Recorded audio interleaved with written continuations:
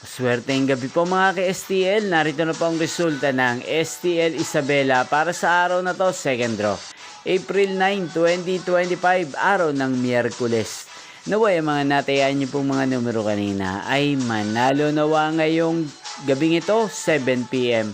Kaya't kunin niyo na po ang inyong mga tickets. Narito na po ang resulta. Ang mga numerong nanalo sa STL Isabela ngayong gabing ito, April 9, 2025, 7 PM.